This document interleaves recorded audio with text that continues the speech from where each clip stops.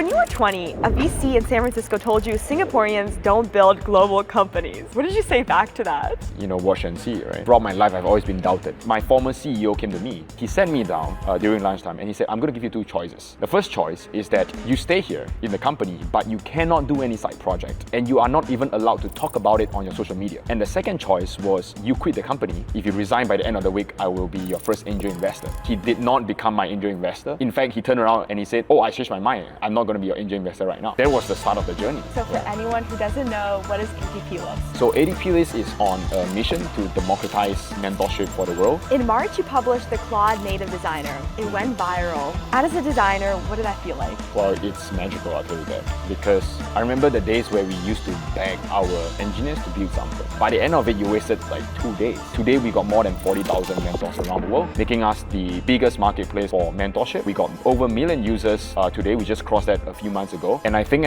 if you're able to build an audience that follows you, it doesn't matter what industry you're in, I think that's a huge win. In tech, that has a lot of followers. Those have audience, but they do not have a community. That's a very interesting distinction. Audience versus community. I didn't realize how different it was.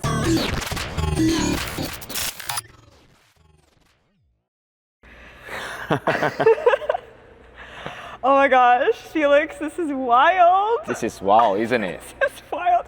Okay, I want to tell you something about this rink. Did you know that Alisa Liu trains here? Yeah, I heard from the staff. It's incredible. It's incredible. It's incredible, yeah. The So history wild. of this rink is so wild, isn't it? It's insane. And then, kind of going back to your history a little bit, you were a professional. You're a professional freestyle skater. Yep. So not necessarily on the ice, but you would train once a month on the ice sometimes. Yeah.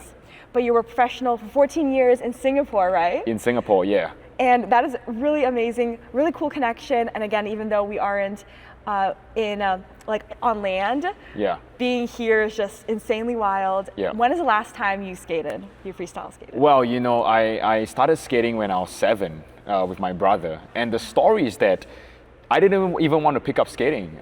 So my aunt had a leftover pair of skates.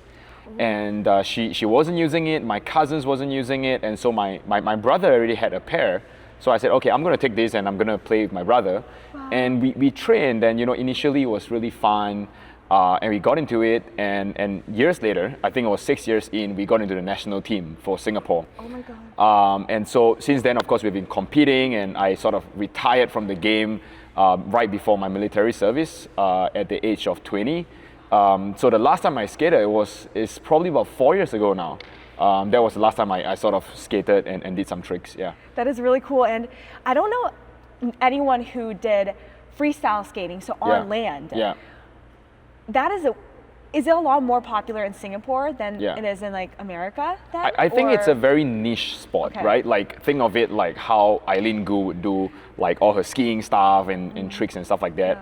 Freestyle skating on land is really a niche sport where it belongs to the extreme sport, right? It belongs to sort of like the skate parks, and it belongs to sort of the more aggressive stuff rather than things that you see on the Olympics, in the Olympics, yeah. That is wild.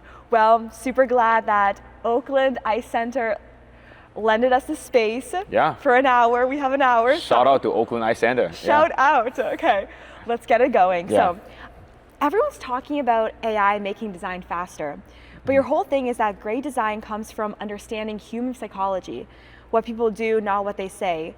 Does AI make designers better at that, or does it just make them faster at producing things that miss the point? Yeah, my sort of view on this is that AI sort of reviews the good and bad designers, right? Because AI is able to do so much fundamental work to be able to help designers deploy and ship things without developers.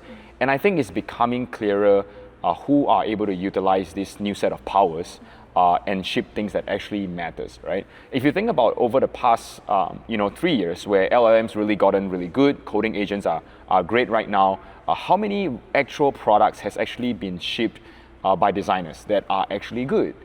In my opinion, maybe just 1 or 2 at best, right? But truly, we have not really seen great products coming out from designers yet.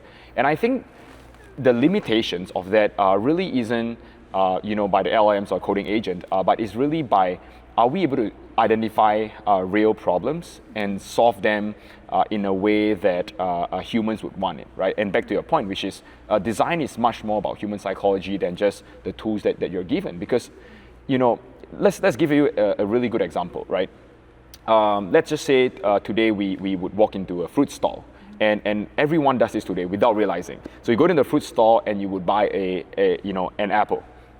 And this apple would have this annoying little sticker on the apple where after you buy it, before you put a bite on it, you have to find that little sticker just right on that apple, right? And I'm sure you face that, Julia. Yeah. And so people are so used to that they don't even realize that is a problem. They just find that sticker and they just peel it off.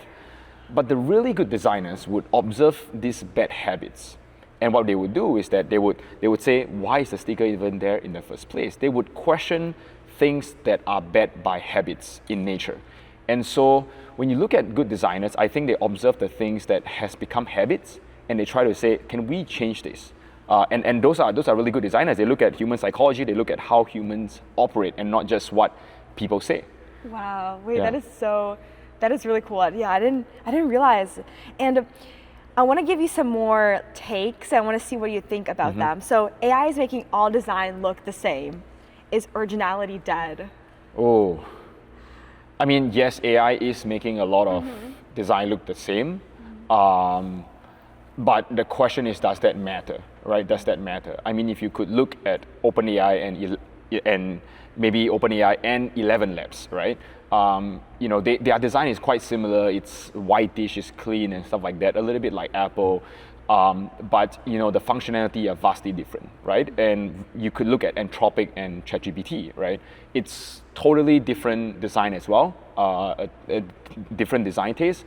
But it still has tons of users and it generates tons of revenue as well. So the question is, does the visual actually really matters as much? As long as there is a baseline of really good visual, at some point it really doesn't matter to the consumers. They just want to get value of a product. Yeah, no, because I do notice that, like with these websites, like you can design websites. A lot of the designs look very similar, but in terms of like function, like you mentioned, it's like really important as long as it's form should always follow function, right? Like we could go back in history, just over the past 5 years with all the new AI companies and startups. There are tons where we could just blurb out with really good design, arguably incredible design, but are they successful versus like Cursor or some other companies? Arguably not, right? And this is not to dismiss the importance of like great visual design or just design in general, but is that design truly follows a really important principle, which is you have to first solve a really important problem. The design engineering wall is dissolving. Is the designer role disappearing? So this is a hot debated topic, right? There is a big difference between people who started as developers and then they became designers of sort. So those are like the true design engineers, I call them, because they do understand code at a more fundamental level. And versus you would see folks that are designers and they're moving into code right now because with all the coding agents. And it's rather obvious as well that when you look into their code, things are not as clean as it seems.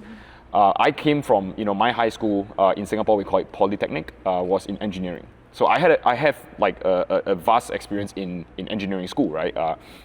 And so you could really see the difference between pure designers and engineers and the way they think. Now, are designers sort of gone and is it really dissolving? I don't think so. My take is that design is more important than ever before, if not the most important right now.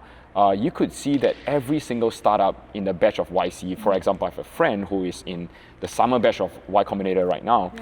The first thing that they're going to hire is a designer because they want to make sure that the brand looks good. They want to make sure the product looks great.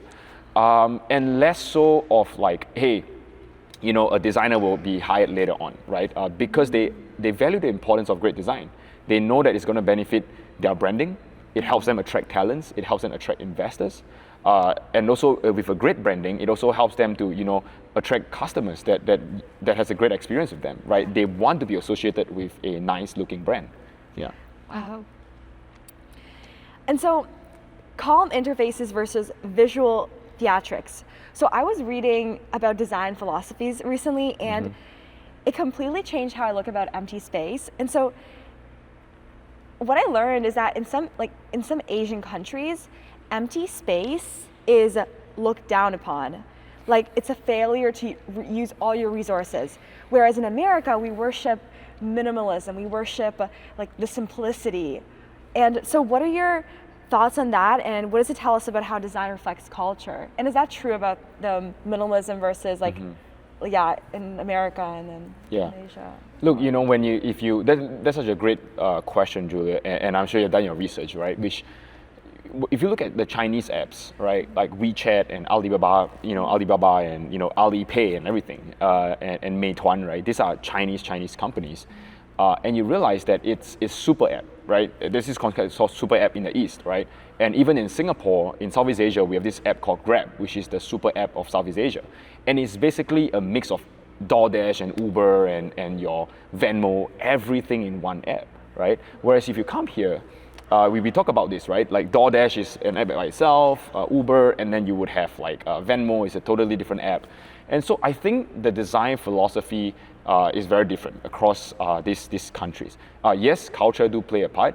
I personally, my personal take on this is that, great design is almost like a great piece of musical script, right? You cannot have a musical note at every single part of the script, right? There has to be some blank spaces for it to sound nice. And I grew up playing violin as well for 10 years of my life, right? So pauses are important in good music composing. And so when you look at sort of a great design, I feel like there has to be space given in order for things to flow. Now, in terms of the Eastern philosophy, I think it's true to say that Asians do prefer sort of more cluttered UI and much more functionality, so that they feel, and it's a feeling, that they get more out of it, rather than like here in the US, where as long as it's clean, and it's minimal, we like it. Yeah, so it's a totally different consumer habit, I would say. Oh, okay, thank you. That's so interesting. And so ethical design as a competitive advantage. Ethical UX has become a brand signal. Customers recognize authenticity and honesty, and they especially stand out in AI-powered environments. Wow. If I see AI, there's a lot of AI now everywhere, like a lot of like ads that are AI, which I guess they do their job, but for example, if I see a cafe with an AI generated poster, I don't know, I feel like it's less, I just would prefer maybe more like someone actually photographed something. So what are your thoughts on like I guess ethical UX is a little different than user like generative, but yeah. So okay, maybe I would ask you a question again, which is, if this is a really famous coffee place, right? Let's say Sightglass, and they just use an AI poster, would that stop you from going there? No. Exactly, right? Like, that's my point, right? I think it's very hypocritical of a lot of people when they say that I do not trust AI, but then you still see them using it at their work, for their personal life, they go to ChatGPT. They would seemingly call out a lot of things like, hey, you stole my data, you stole my content, right? Every single thing, they would call it out. I mean, look, the whole entire model of OpenAI and Anthropic is trained on the millions and billions of data that is being scraped online. So if we're going to think about sort of like ethical, then we got to start there, right? But unfortunately, or however we want to look at this, the world is a very realistic place. It's a very practical place. There are going to be room for ethics, right? We need to be ethical when it comes to transparency on how we use your data and everything. But at the end of the day, I think who provides the most value wins the market, right? I mean, those people who are complaining about OpenAI and Anthropic, they are using those models. And if they're not, they're probably using the Chinese models, which are also trained on the same things. Okay, awesome. And so now let's get into what you're building. So for anyone who doesn't know, what is ADPList? So ADPList is on a mission to democratize mentorship for the world. We believe that we should free humans to connect with one another. Growing up, my parents work in a bakery, so we had no exposure to the tech industry. And it was extremely hard because I didn't go to college, and it was extremely hard for me to break into tech, for my family as well. And I had so many mentors along the way who brought me into this industry. So, but what I realized was that not everyone is as friendly as those mentors who have guided me to today, right? There are some people who close their doors on me. There was this incident where I was 19 years old, and it was my first time ever. So I saved a long time for flight tickets to fly here to San Francisco for the first time ever. That was like maybe 9 years ago now. And so I was here and I wanted to meet people. So I texted this guy, he was from Singapore. And I said, hey, look, I'm coming here. I would love to meet you and your friends if you have anyone to introduce. I'm just a student. I want to learn, right? And I'm sure you can relate to that because you just graduated.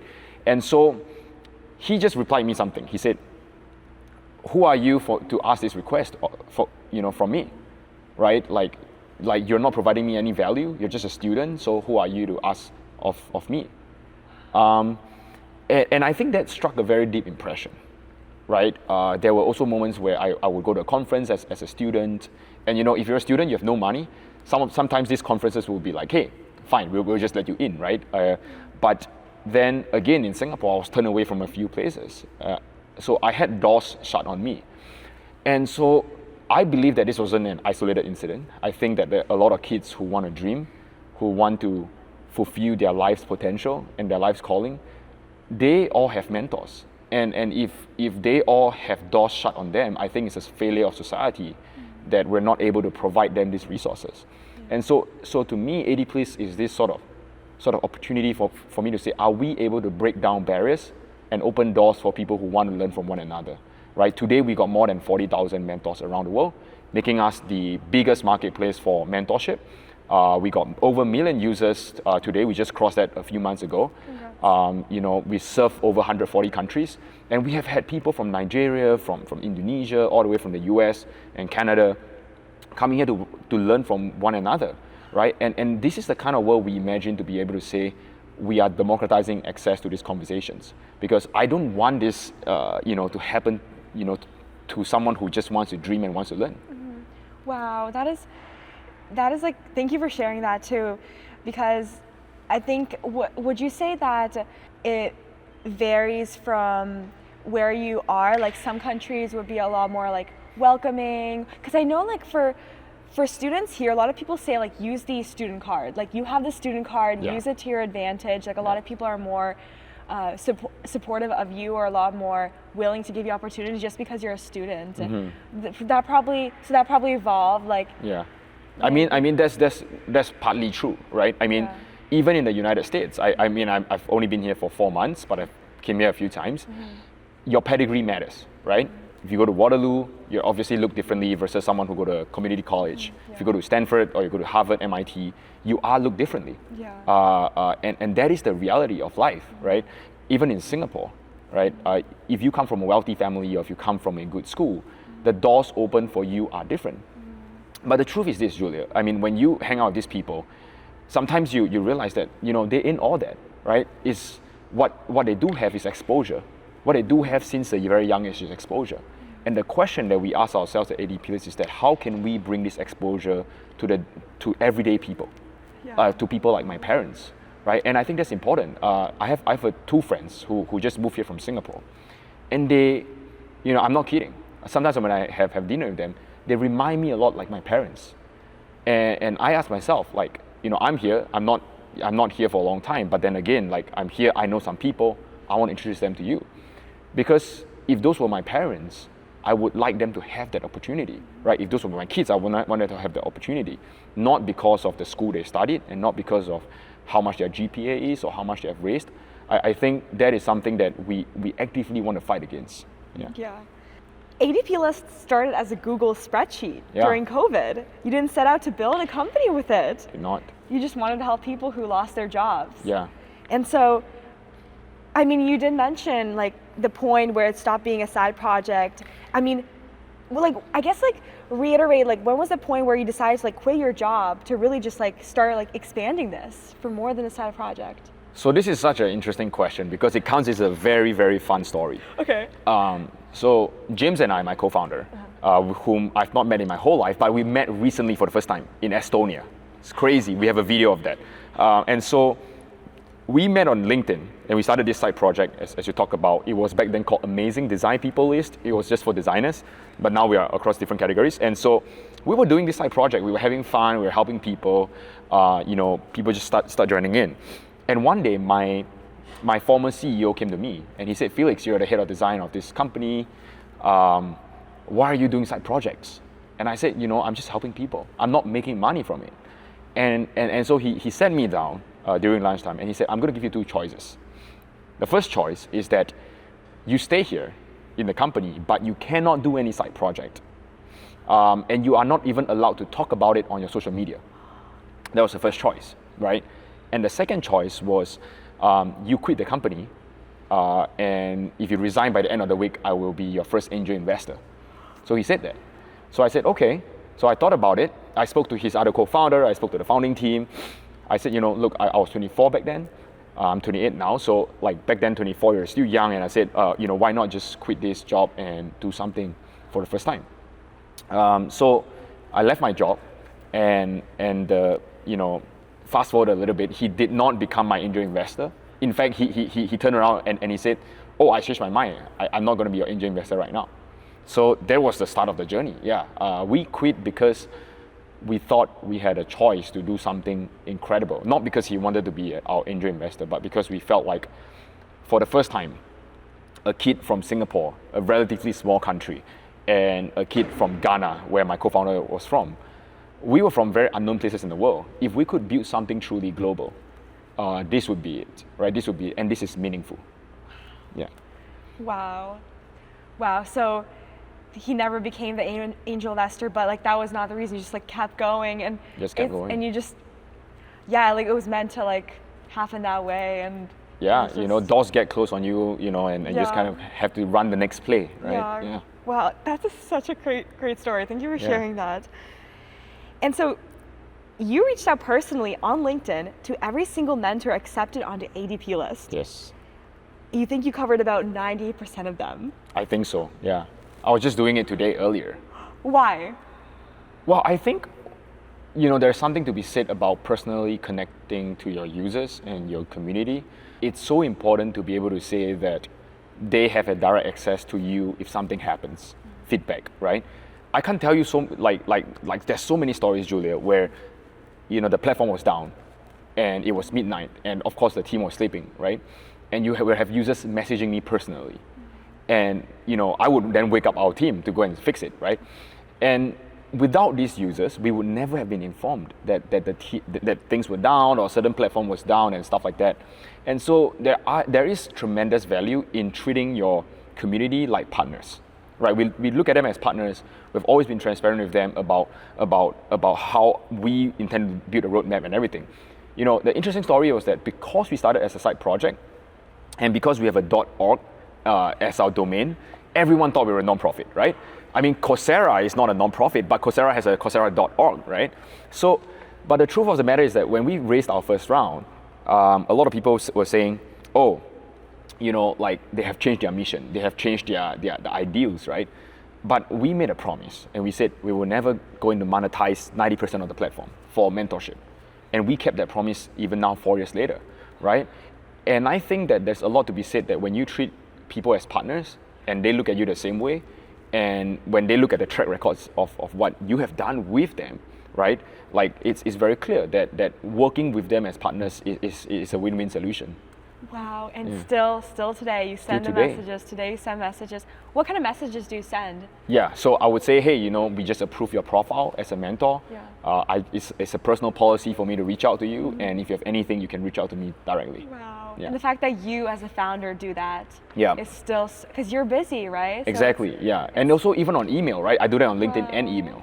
And email, I would do it for every single user that signs up. And if they reply me, because it's automated, right? Yeah. But if they reply, I would reply the next morning, or sometimes even instantly. Yeah. And AI agents don't do that. You do it. Yeah, exactly. That is because you have to read the contents in the email, and this to me, call me old-fashioned or traditional. Mm-hmm. I mean, it's hard to replace. It's hard to replace. Yeah. Yeah. Kudos to you to keep doing it, because there's people who just send I mean, it's AI agents for you. Yeah, there are so many instances where people reply back and be like, I cannot believe the founder is doing this. A lot of people are like, I cannot believe a founder is doing this. And I said, why not? Right? Like, why not? Because this is how we improve and grow. I don't want to be just taking decisions from the team or the executive team, right? Like that is not fair for the users. I think the CEO and the founder should always be on the ground and get a good sense. It doesn't matter, right? Yeah, how big the company is. Okay, yeah, you guys listen to this, take his advice. Yeah, that's really amazing. So you describe yourself as a design founder, and you think that's rare in San Francisco.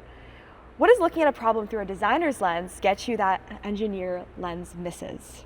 So, because I practiced design growing up, and even while I was in engineering school, I have always been a designer in the bunch of engineering students. I cared a lot about it. And I think the way that designers look at something is fundamentally very different from engineers, right? So I will first speak from an engineering perspective, is that when you look at something, you immediately think about systems. You immediately think about how do I architect this entire system, right? And you think in code, you think in steps by steps. Whereas for designers, you don't really think in code. You don't think in systems and architectures and stuff like that. You think of like users. You think of the people who are the end consumers, right? How are they going to benefit from this? What problems is it actually solving? Are we going to deliver it to them in a way that they will accept it, right? In a way that they will be willing to adopt and adapt to it. And so designers think a lot about from the end consumers, right? And so the way that I would say is that designers are usually first problem solver, and they're also first principles thinker, right? But to be honest, I mean, in this day and age, I think there's no excuse for both designers and engineers to think from first principles and to just be able to think clearly about the problem instead of just saying, hey, I'm a designer, so I think in certain ways, and versus I'm an engineer or marketing person. Yeah. I think you do have to be able to have a sense of what you're building in different departments so that you can truly build something great. I think this is also how we hire people at ADPList, which is you need to have a sense of what you're building, not just your own domain. Yeah. Ooh, okay. So you have to think of design as a very core part of like the product, and not as like an addition to it. Yeah. Everyone needs to be able to, think in design. Think in design. You need to be able to think from the user perspective. People call this design thinking, right? Which was originated from Stanford D School, right? Design thinking. And I think everyone who thinks in design thinking, they will ultimately come up with better solutions than just people who randomly write things down. Have you read The Design of Everyday Things? Oh yeah, for sure. For Don Norman. Yeah, I interviewed him before on our podcast, which is incredible. You interviewed him? Yeah. I will send it to you. Yeah, it's incredible. Oh my gosh, that's incredible. Okay, wait, this is perfect. So what are the key takeaways that you get from him? Well, I think for him, design has not changed much, even with AI. Okay. Right? I think AI does change the way that we use the tools. But design in its fundamental is about problem solving, and design in its fundamentals is how do we deliver a sort of great experience that fits the user's lifestyle without them having to change themselves for us. I think that's always been the takeaway. Yeah. Wow. Whoa. Okay, that's incredible.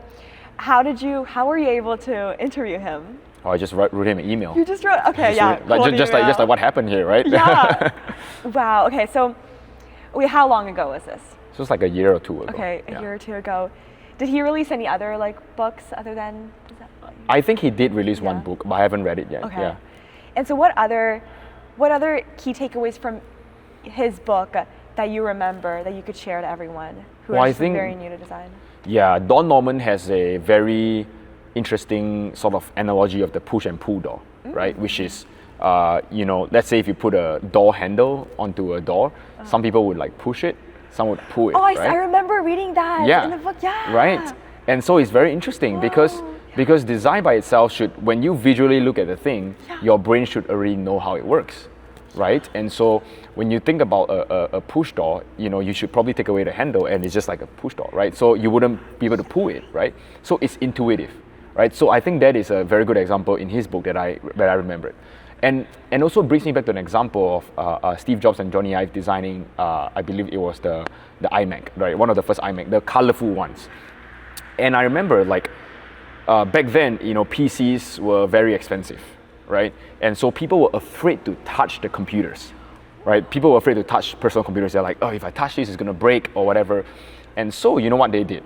they cleverly designed a handle on top of the iMac, right? And so that the handle actually invites and welcomes user to touch it. Because a handle, it's a natural invitation for you to touch it, right? And so they put that on top of the Mac so that people would touch it. So to me, these are the invisible design details that designers really need to think about. And far more than often not, this set of thinking comes from industrial designers. These are people who design physical products. Because in the R&D world, you cannot reverse engineer a physical product. Once you manufacture it, it's done, right? Whereas of software, you could always roll back the code. So when you think about designers, I think the best ones are always industrial designers that I personally learned from, like the examples I gave you. So you convinced 30,000, it's probably more now. 40,000. 40,000 people to volunteer their time to mentor for free. Every investor asks you the same question, how? Yeah.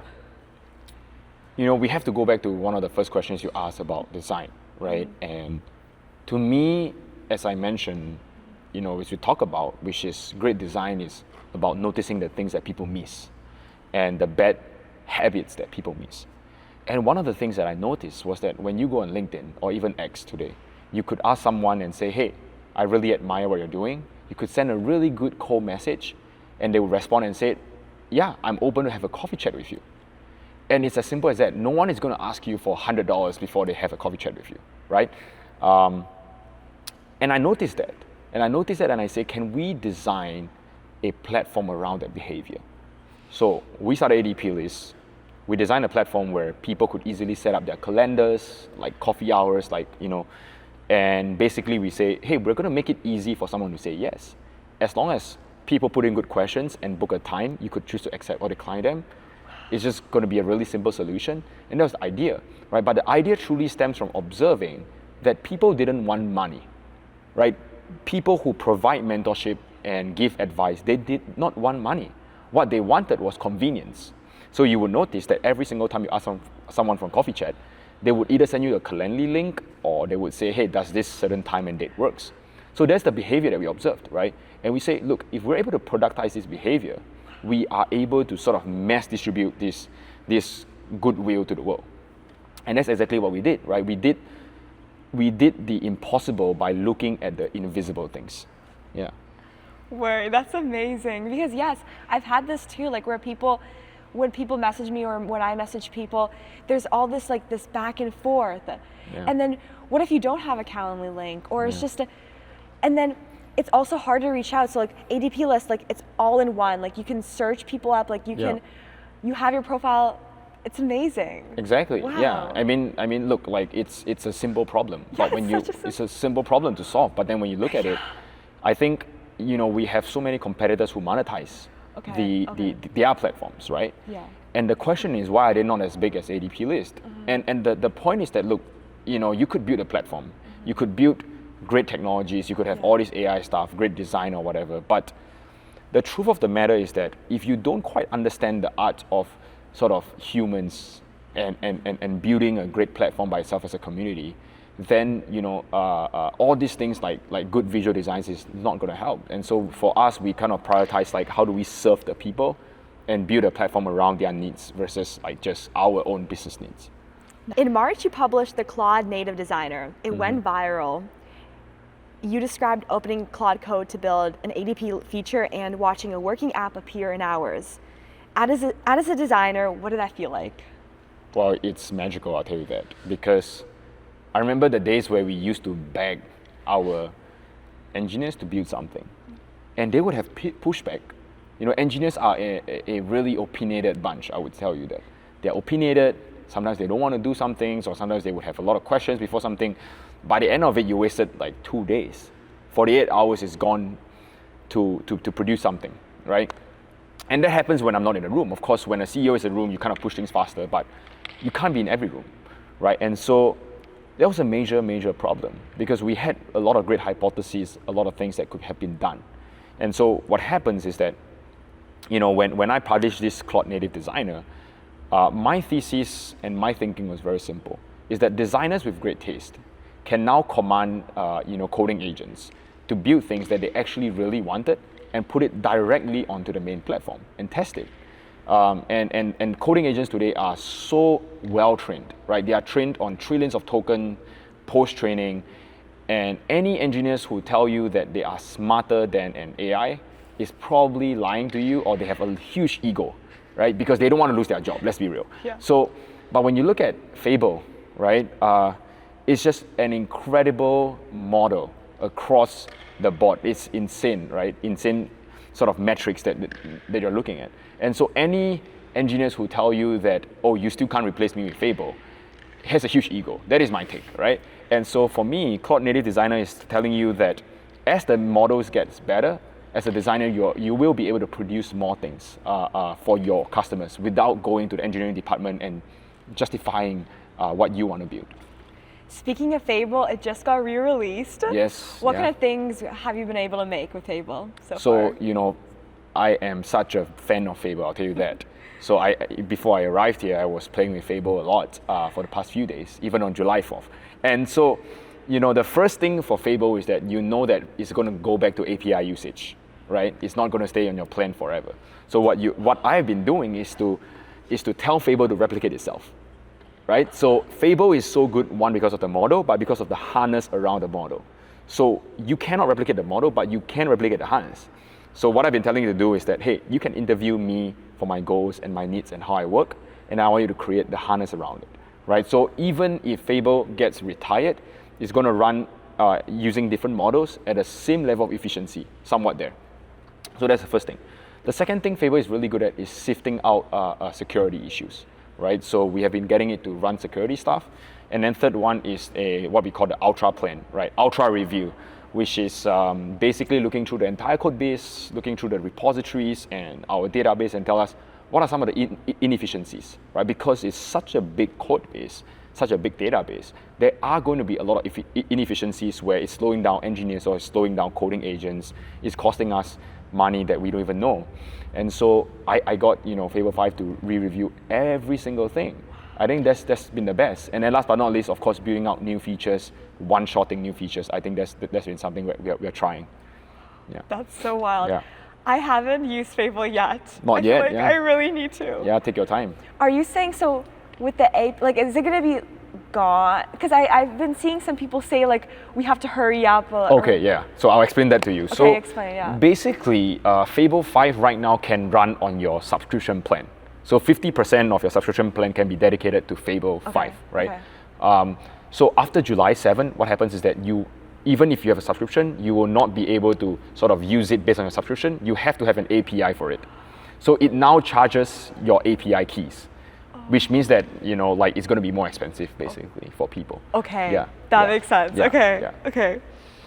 What are the cool new features that you're shipping for ADPList right now? So we cannot review a lot of stuff, but then the one thing I would say is that we just did a lot of customers call, and I'll tell you what we're building, which is we realized that there is this really important problem that a lot of people are not solving, which is this job market problem, right? A lot of people are looking for jobs, transitioning from one job to another.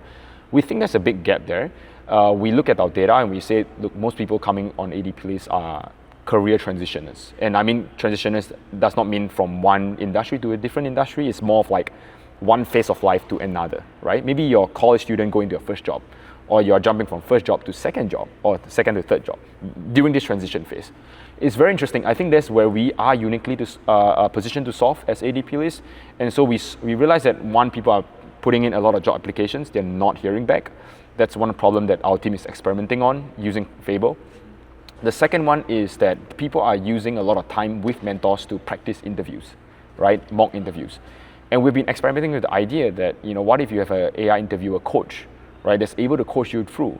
At every single time you have a 5-minute, 10-minute session with an AI interview coach. After that, it's able to sort of gamify it and tell you like, you're improving on communication and everything. It's able to kind of follow you through your entire career. These are some of the things that we are looking to build. Like ADPList today, we are also running internally on a lot of AI agents. So we kind of know that, hey, at some point we will have to transit our mentors into maybe cloning them at some point, or even making them an agent by themselves as well. So we're experimenting a lot of crazy ideas, yeah. Oh my gosh. Yeah. And yeah, like speaking of mentors, like this is amazing because I feel like I don't really have many mentors in my life. It's because it's really hard just like in everyday life to like meet them. And yeah, ADPList is perfect for that. Also, I'm learning French right now. Do you think I could find a mentor who speaks French? Well, I mean, they speak French, but then they will be talking about design, product management with you and everything. Yeah, so they would talk in French, and I would just like you can talk to them in French. Yeah, for sure. Yeah, we have a lot of mentors in France actually. Okay. Yeah. And what other countries are? There's a lot of countries. Anywhere you name. Anywhere. Like, anywhere you name, like China, United States, Canada, Nigeria, everywhere. Yeah. That's so cool. And so you grew from 6,000 to 33,000 on Twitter in 1 month without being a marketing person. What happened? Like, what did you try? What worked? What surprised you? So that was 6,033. That is Instagram. Oh, Instagram. Okay, Instagram, perfect. yeah, but that is like Instagram. 1.5 months, for Instagram. Okay. And X, maybe X is like maybe like a few months ish. Okay. Yeah, so there was some time. Yeah. So I'm not a marketing person. You are right. And it, by any sort of counts, I am just a design founder, right? I'm a humble design founder, and I think the one thing is truly going back to sort of design thinking, which is human psychology, right? Are you able to write things, design things? Because even the words that you speak and the words that you write is by design. So are you able to say, write something that actually triggers certain emotions by people, right? And usually the best things that go viral or the best things that actually make sense on the internet are things that are either helpful or entertaining. There's only two ways to do it, right? So if you look at Clueless, Roy Lee, right? It's entertaining as hell, right? Like people watch it. This is a guy in this arena as a gladiator. We love watching that, right? In fact, Americans are probably the gladiators in the arena that people like watching in the political landscape of things, right? And to me, social media is the same way, which is if you are someone who's educating the world, people will follow you, or if you're someone who is doing something entertaining, people will follow you as long as it relates to them, right? And I'm sure out of our podcast today, the clips that might do way better are the things that are either they strongly agree or they strongly disagree, right?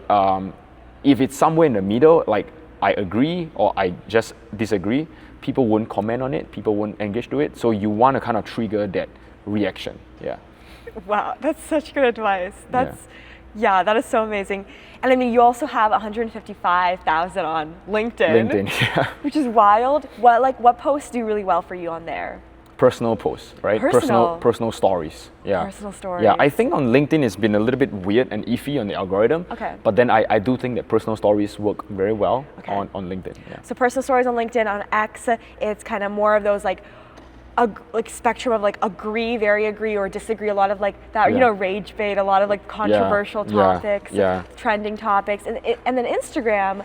What do you post on? Like, what kind of things do you like to post on Instagram? So Instagram, I post a tons of things, right? Yeah. Like I post how I personally vibe code. I post my opinions on designers. I post my opinions on Singapore as a country where I grew up. Yeah. I post my opinions as a founder. So maybe this is 4 topics, right? Yeah. And on Twitter, I post about vibe coding as a designer and my journey as a founder. I think to me is that that the fame that comes with it, and of course the followers and everything, has not mattered to me as much. I think what I realize is that, distribution is the most important thing, like what you're doing right now, right? And I think if you're able to build an audience that follows you, it doesn't matter what industry you're in, I think that's a huge win, right? Because there's a difference between building just viewers versus a community, right? Mr. Beast has community, right? He pays people, like people come to him, that's a community. Taylor Swift has community. But I think maybe people like in tech that has a lot of followers, those have an audience, but they do not have a community. So what I'm trying to build here is a community less so of like just viewers. Whoa, that's a very interesting distinction. Audience versus community. I didn't realize how different it was. Because with audience, it's like you're just like watching. Like an audience. It's entertaining. It's great for me, so I'm just going to watch it. But then they wouldn't die with you, right? You want people to die with you. It's like building a cult, right? Like what Lulu said, right? Yes. It's building a cult, right? And so you have to give people a reason to believe in, and they want to jump with you. And not every podcast, not every famous people is able to build that.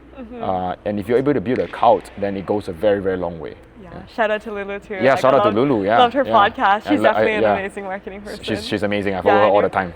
And you're learning She a lot actually. So I want to share a story about Lulu. Okay, please. Because there was once where I got into a huge PR crisis, right? And the first person I could think of was Lulu. So I wrote to her on X, and I said, oh my God, you know, this is happening. She said, what's happening? Oh dear, you know, it's like, how can I help? So first of all, I was so surprised she replied because she's probably very busy. And so she said, like, look, if anything comforts you, if the mainstream media is not reporting this, or that if I'm not hearing about this, you should be fine. And I think that gave me a lot of relief, right? And I think the reason why I want to share this story is because there's a lot that also comes with being public about opinions, but also, you know, comes back to mentorship and someone like Lulu who opens her doors for people like me, yeah. Oh, that's so amazing. Oh my gosh. Thank you for sharing that. Okay, let's talk. Okay, so when you were 20, a VC in San Francisco told you Singaporeans don't build global companies. What did you say back to that? Well, I say, you know, watch and see, right? Watch and see. Yeah, watch and see. I mean, I have always, throughout my life, I've always been doubted, I'll be honest, right? You know, even before we made it to the national team, my brother and I, you know, we have been doubted. When I was in the military, a lot of people were like, what are you doing, right? Because my mind was always focusing on work, not the whole military operations, right? So, but I think that's also a curse and also a gift for people like myself who see beyond just the 5 years horizon, who see beyond the 2 to 3 years horizon. We often see the next 10, 20 years horizon and we say, we want to be part of that. So, you know, sometimes we are a lot more patient with our progress. It might look like, oh, this guy is not going nowhere. But at the end of the day, we will make it there. I'll give a good example. 2 good examples. I used to be, when I was in high school, I used to be one of those students that was really naughty and, you know, always getting kicked out of class by my teachers, and I would never had good grades. And I don't think anyone would have expected, but by the end of high school, I was the top student of my high school, right? I was offered scholarship by the government, by anyone, right? I had near perfect score. So I was always underrated in that, even in sports as well. And then, you know, back then at 16 years old, I said, I'm going to make it to San Francisco. It took me more than a decade to be here, but I'm here right now. And I think the truth is that people that I tell them this story, back then when I was 16 years old, I tell them I'm going to be in San Francisco. No one would have believed me, right? But it's 10 years, and I'm here right now with my own money, right? And so sometimes I think believers might seem delusional, but they see it. And it's a choice if you choose to believe in them or not. But then if you look at certain track record, and if they have consistently proved it, like Elon, it's so hard to bet against Elon. And the reason for that is because he has consistently proved it to you. So it almost feels scary to not back him. It almost feels stupid to say that the mass is not going to happen, because we know he will somehow make it happen. It will take a long time. So I think throughout history, you will consistently see people like that. I'm not saying I'm in the ranks of Elon or whatever. Even Jensen Huang, right? Before the whole AI thing, no one cares about Jensen. No one knew who is Jensen, right? Oh my God, yeah. No one knew who was Jensen. Yeah. Like 2020, 2019, like Nvidia, right? Like it's a big company. Yeah. But no one knew, like he wasn't famous. Oh.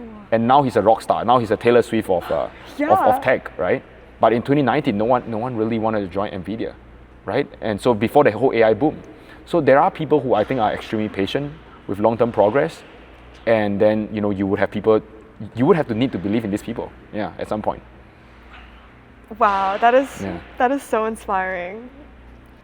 And so you wrote that the Facebook design culture created a toxic mentality that designers started refusing to design for business metrics because they were afraid of becoming the next Facebook. Why is that hurting designers? Well, I think metrics are great to begin with, right? Like designers, first of all, needs to care more about metrics, not less. I think in the recent years, designers have become more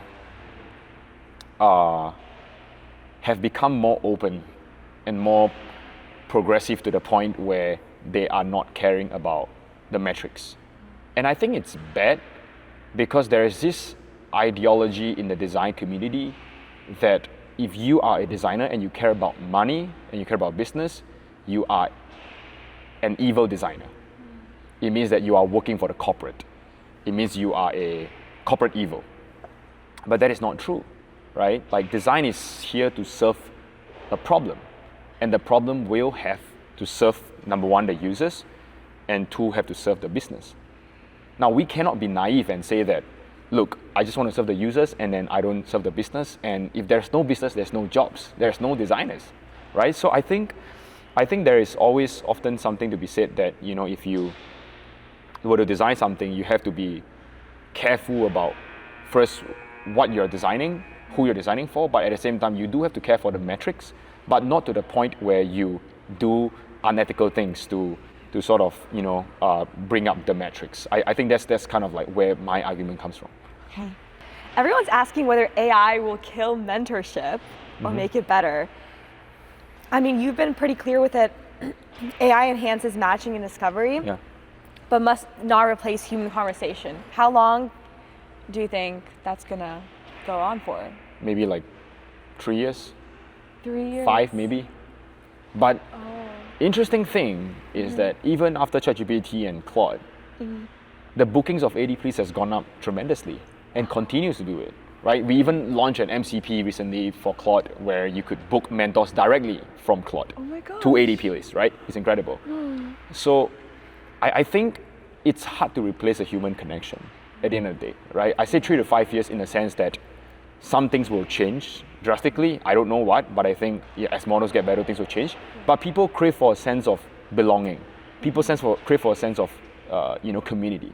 And when we look at sort of mentorship, I think it's less so of the technicalities, but it's more so of the reassurance that you're talking to someone who has been there and done that.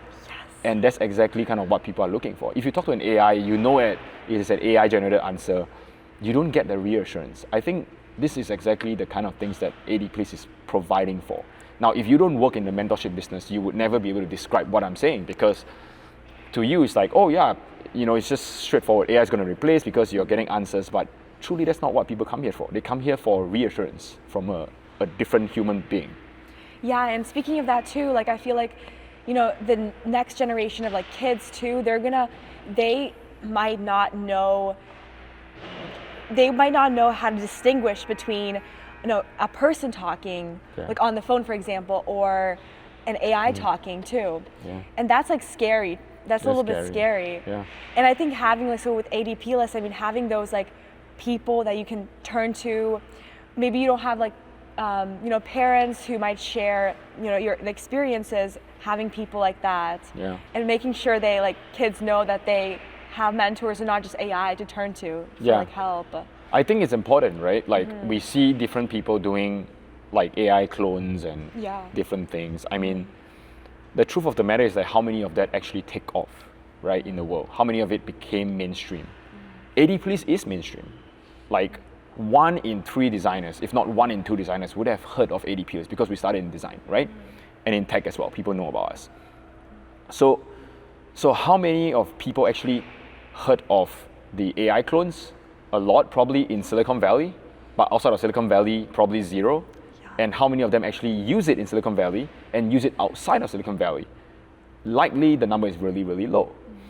So the point of this is say, we need to go back to the reality and we say these are great technology, but is it serving the fundamental human needs? I had a call with an AI clone company earlier. And we wanted to partner up, right? Of course, it could be a feature as part of ADPList. For example, before you meet someone, you could talk to their clone. But could it be a whole platform by itself? I have my doubts. And as LLM evolves, we never know, right? These are the things where it could evolve. But at the end of the day, we are serving a different need, which is this sense of human connection and this sense of reassurance from a different human being. Yeah.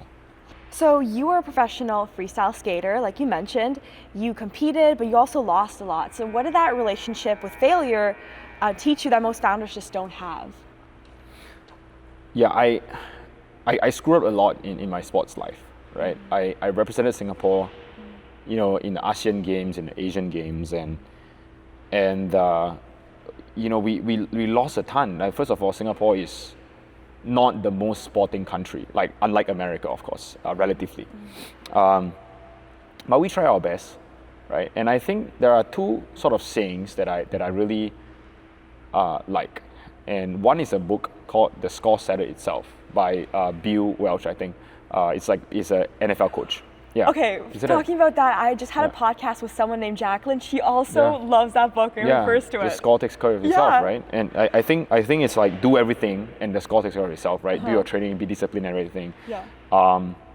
And the other one is, I believe is recently, New York Knicks won, and I think one of the things that they say is like next play, right? They call it next play. That means that, look, if you fumble an opportunity to score a goal, you don't harp on that. You go on to your next play, right? As simple as that, next play, right? You have a plan, stick with it, right? Next play. So I think with sort of sports and my failures in sports, I think is to be able to say, like, what is your next play, right? What is your next play? Are you putting in the work, right? And are you continuing with your next play, right? Because the freestyle skating that I did was called sliding. And so sliding, you have 5 turns and you do different tricks whenever you run, right? You do different tricks whenever you run. And so you could screw up the first one, the second one, the third one.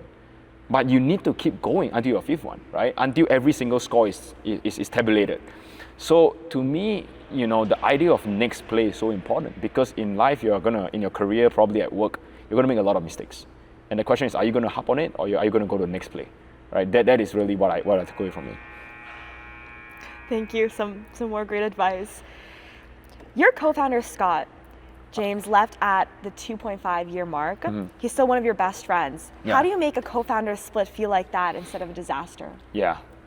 So James from Ghana and I'm from Singapore. Mm-hmm. And, many co-founder breakups are bad, right?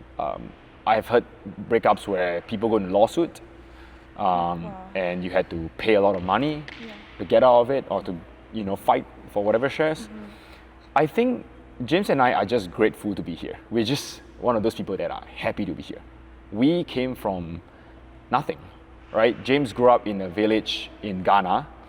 I grew up in a bakery with my grandparents and my parents. We never had a lot. They have never come to America before. They have never even been to Europe or whatever. Same for James. So when we did ADPList and when we got the funding that we got, look, we have never seen this amount of money in our lives, I'll be honest, right? We did not go to prestige schools. I did not go to university even, or college. And so we are just grateful to be here, and we look at this as a learning journey. So even when he left and do his thing, he's now at Minlify. Wow, okay. Yeah, as the founding team designer. Mm-hmm. We just look at this whole thing in life as a adventure. It is adventure. And we say that, we're going to do a lot of great things, and ADPList is not the end of it.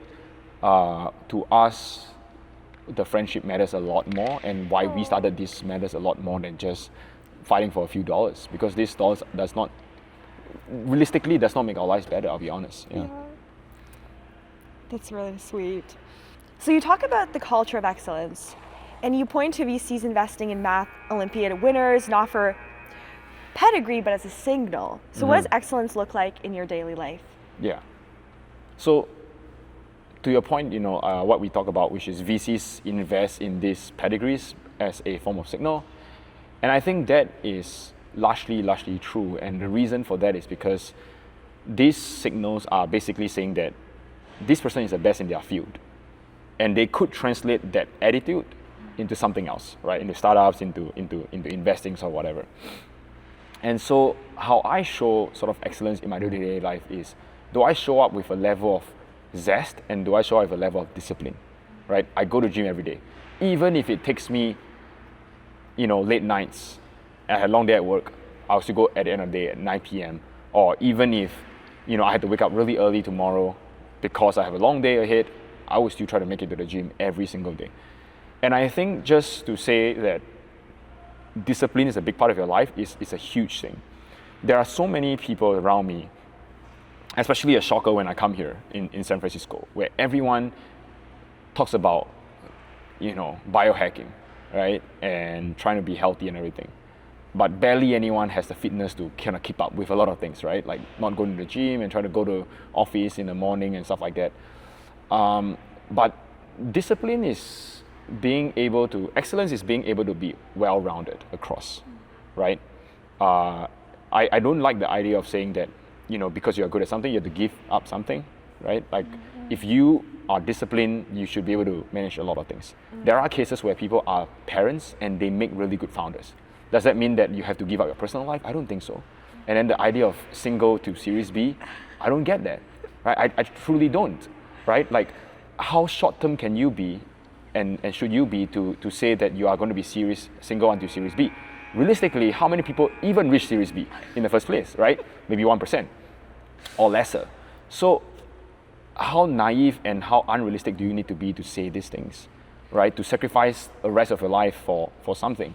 Now, it's not to say you're not obsessed, but it's to say that one, you should be obsessed. And second, you have to be also grounded in reality, right? As delusional as I am, I'm also grounded in reality. I think that's the power of Singapore and Singaporeans, which is we are a very idealistic bunch, but we are also extremely, extremely practical. And we learned this from our founding father, Lee Kuan Yew. I'm sure a lot of people hear about that. The whole Silicon Valley is glazing Lee Kuan Yew because of like his thinking and everything, right?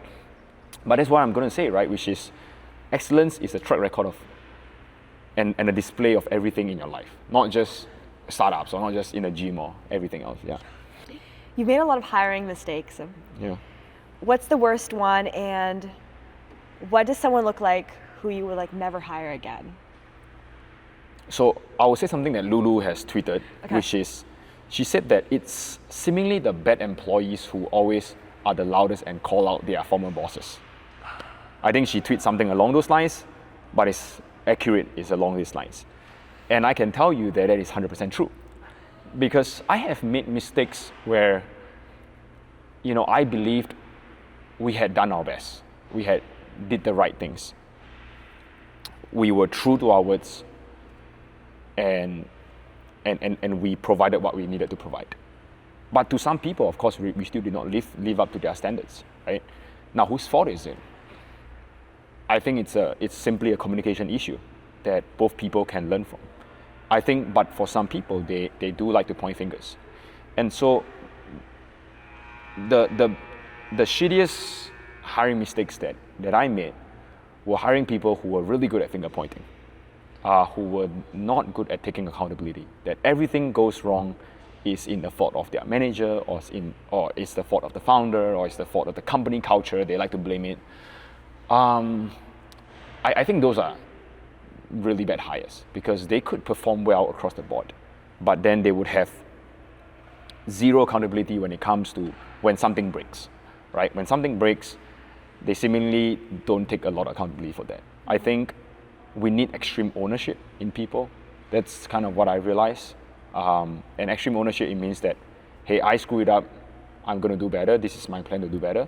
And also you do need a forgiving boss and a CEO to say, okay, I believe in you, I believe in your potential, and I'm going to help you see it through this journey, right? So I think that was one big hiring mistake. The second one was when we hired people who were really experienced. I know this is talked about a lot about, but I think it's worth highlighting, is that we hired people from big tech companies into our startup, and that really did not work out well. They came in, like my impression of these people, look, some of them are really good, but my impression is that a lot are quite performative, right? Because it's just in a way that big companies work, big corporates, you have to be performative to get your promotion, to get through the politics of things. So they come here, they would bring the same attitude that they have brought throughout their entire lives.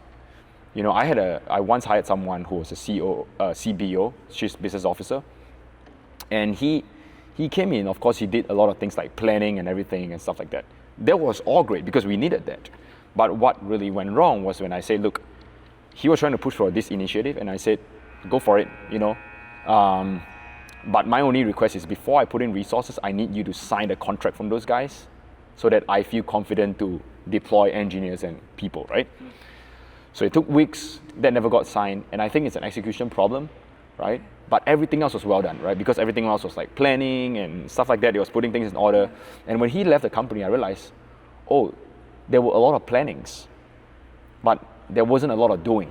Ooh. So that was kind of like, that kind of shaped my opinion on a lot of like big tech people. We had a few, and I think most of it was sort of like that experience. Yeah. Oh my gosh, that is so true. Right. That's the reason why I transitioned from corporate to startup too, because there's just less planning, less like reviewing, less of this like hierarchy, like approval, and more just doing. Let's experiment. Yeah. Yeah. Yeah, and first of all, like kudos on you, Julia, because not a lot of people are like you, right? Oh, some people would come in and be like, hey, there's no structure, I really hate this place. It's a culture problem. We have had those people as well, right? They come in here, it's like, this is shitty, you guys have no system. But this is realistically how things are moving. At some point we will get out of it, but realistically this is not the point where we get out of this whole chaos, right?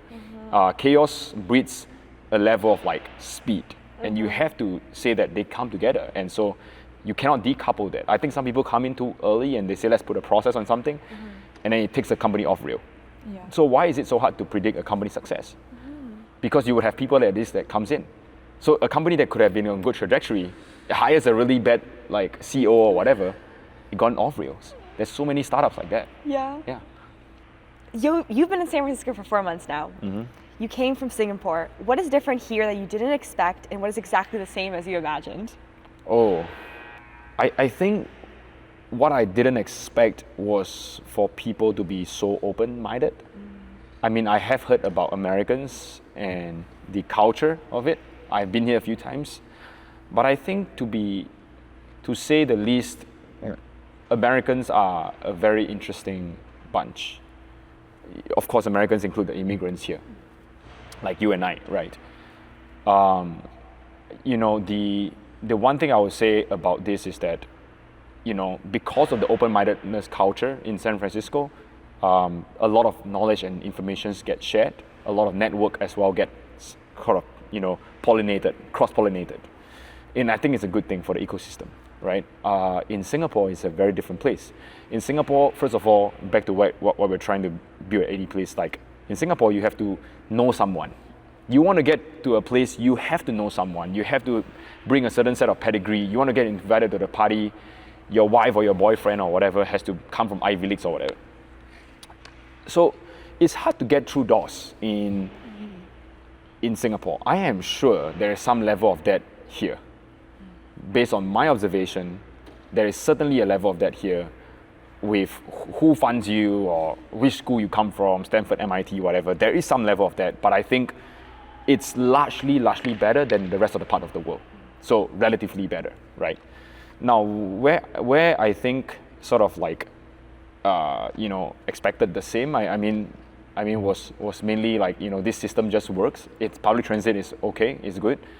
Singapore, I think overall is still much better when it comes to like as a society, right? It's a small country, so it's much more easy to sort of govern the whole city. Whereas compared to San Francisco, in the US, I think it's so much bigger and things just happen more unpredictably versus Singapore. Yeah.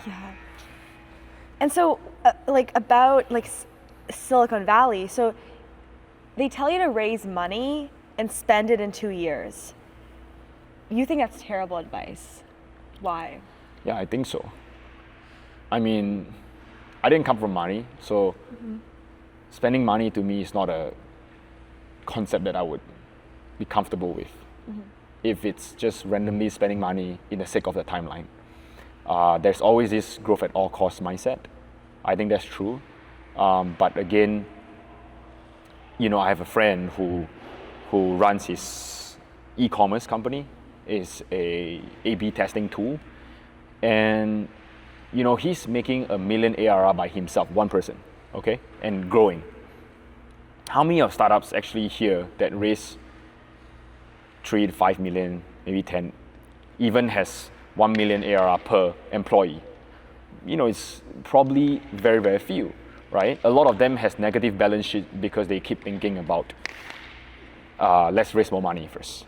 But if you look at the old business and how business is done, you know, it's always a little bit more has a very good fundamental, right, on the business, right, side of things. So I've always believed in a little bit more of, hey, let's build a strong fundamental in this business rather than let's just spend the cash of it. Now, if we do have a strong fundamental in the business, then let's spend a lot of money on it, right? You want to spend fewer on a rocket ship, not fewer on a broken rocket ship, right? The problem is that if you spend fewer on a broken rocket ship, before it even takes off, it's going to blow up. And I think that's what's happening. So yes, I think you need to fail, but you need to fail while building the parts of the rockets, not fail at the entire rocket. Because if the entire rocket is blown up, you have nothing to work with anymore. You're going to end up like depressed, you're going to end up like, having no money or whatever, and then it's a whole thing, right? You much rather say, let's build something clear, strong, and then let's put fuel onto it, right? Instead of rushing the process. Okay, so let's touch a little bit about, you were in the military for, is it? 2 years. 2 years. Yeah. Right after your first acquisition. Yeah. And you said you felt very alone because your heart was still like in the building. Yeah. How did you go through that? It was a very depressing 2 years. I was bullied a lot. I was bullied in the military a lot. I remember going to this office where we would gather, and then I would walk in and someone would write, Felix is chowking. In Singapore, they call it chowking, and what it means is that he's a slacker, right? He's not doing his work. And I get where they're coming from. Look, I wasn't trying to contribute to as much as I could back in the army, but my heart wasn't there. I was clear about it. I was clear about give me the minimum amount of job in the army, and I can get through it. But I think people didn't like that, right? It's almost like a herd mentality. They're like, you got to push you and whatever kind of thing. But I was very grateful. There was the commanding officer who believed in me, right? There was a meeting where he asked everyone and said, I spoke to Felix. He's a great guy. He's a smart person. Why not give him a different task? Why put him on the same things that you all are doing, right? Put him in a different task. If he don't want to and he cannot contribute in this place, put him in a different place where he can actually contribute. And that to me is leadership, right? And for me, the 2 years was depressing because I think no one quite understood that my heart just wasn't there. And I think I had to have extreme ownership and say, I screwed up as well, right? It's my country. I could have put my heart and soul in there. Sometimes when I look back, I say, okay, there are moments where I really can step up. But to me, I've always believed that the way I want to contribute to my country is different, right? I want to come to America. I want to build something great as a Singaporean, and that the kids, the people back home, can look at it and say someone from our place has made it out there. And that's the way I want to contribute to the country, right? And so I think it was just a misalignment of intentions at some point. It was tough, because your heart is just not there. It's like almost you're working in a company and your heart is no longer there. Yeah. And then people are like, hey, you're a lousy contributor. The fact is that you're not a lousy contributor. The fact is that you just don't want to be here. And you want to change the place, right? Yeah. So I'm sure a lot of people would understand this as well. And so to me, that sums up my 2 years in the army. Yeah. Gosh. Felix, final question. So if you could send this episode to one person who doesn't know you yet, what do you want them to walk away believing that they didn't before? I want them to believe, and I want them to believe that the world is not a linear place. There's no straight answers. There's no right or wrong. Someone could be doing something and successful, and someone could be doing the same thing and not. That as long as you think really long-term in something, and you play, in Naval words, you play long-term games with long-term people, you are going to win at the end of the day. And I hope that people start playing long-term games. Just because there's just so much short-term stuff happening in San Francisco and around me. And I often say, let's not rush, right? Let's be clear. We rather be clear than to rush. And back to Singapore and how we were founded and how we became such a miracle country, great economy, great society, is that we were always very patient with ourselves.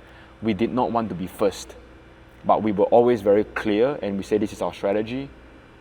we studied all across the board. We weren't always the first, and we say we are very clear, and eventually we made it out to be one of the greatest. And so I think that to me is hopefully what people can take away. Wow, I'm getting goosebumps. Yeah, thank you. It's amazing. Thank you. This is Thanks, Julia. so incredible, Felix. I really appreciate this Thank conversation. I learned so much. I felt like you were mentoring me. Like you are a Thank true you. mentor, and I really Thank you, appreciate yeah. everyone's going to enjoy this I appreciate you episode. for inviting me here. Thank you. Thank you. And a huge thank you once again to Oakland Yeah. Ice Center.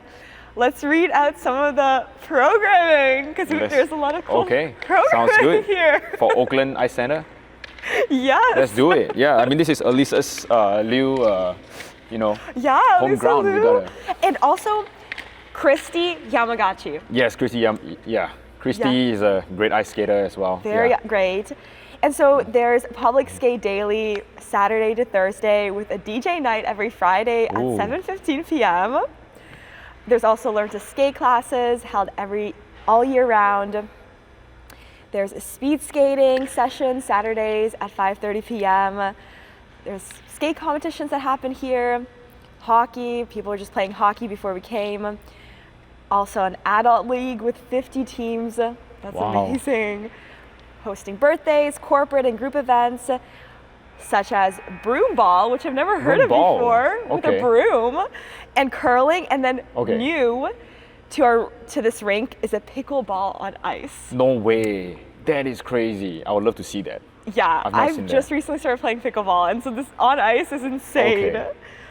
So definitely check it out. Go to www.oaklandice.com, and you guys try out something. Yeah, here. come to Oakland Ice Rink. It's amazing here. Yeah. Yeah. Thank you again, Felix. Thank you. We're so cold. Oh, yeah, so it's so cold.